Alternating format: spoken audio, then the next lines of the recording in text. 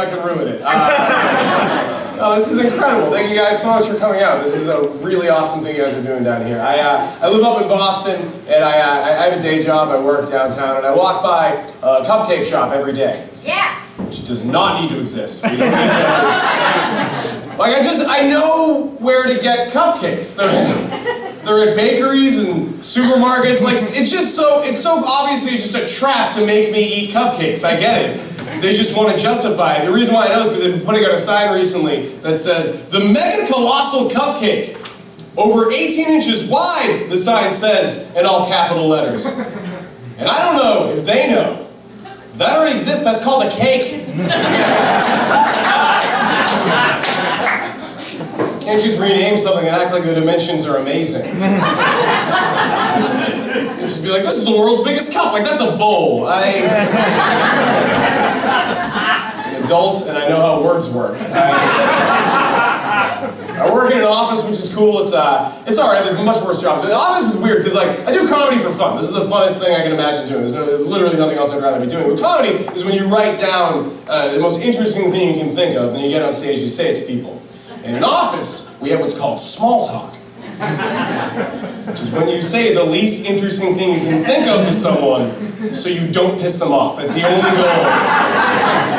That's what that is. A woman said to me after a long weekend, she's a very nice lady, but she said to me, she was just like, "We rented a minivan and drove to Buffalo."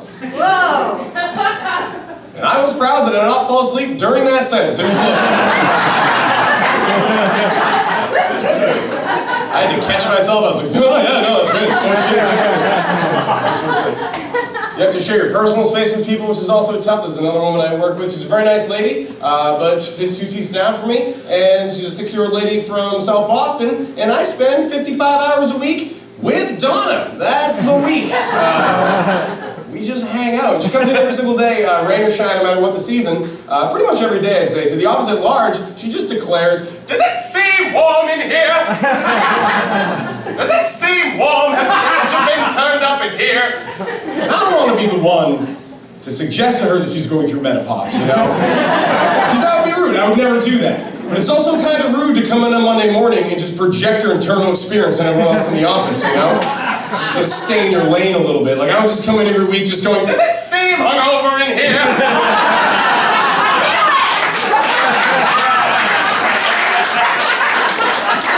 Does anyone else's head hurt? Does anyone else taste stale whiskey or shame? I keep it to myself.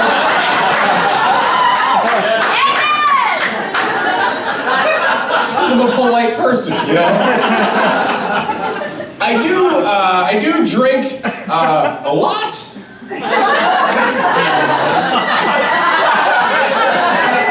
That's my mom.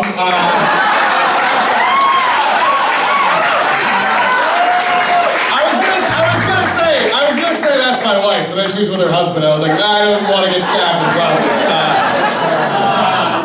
I drink a lot at work. That's the thing I do. Pretty much every day. It's advertising. It's one of those jobs. There's beer in the fridge. You're allowed to drink there. It's totally fine, you know. But the amount that I drink at work is not going to be why I get fired. But when I get fired, it is most certainly going to come up. That is part of the exit interview that's already titled. It's called, "Tom, why are you drinking during the exit interview?" It's because you fired me in this joke. Guys, my name is Thom Crowley. I love you all very much.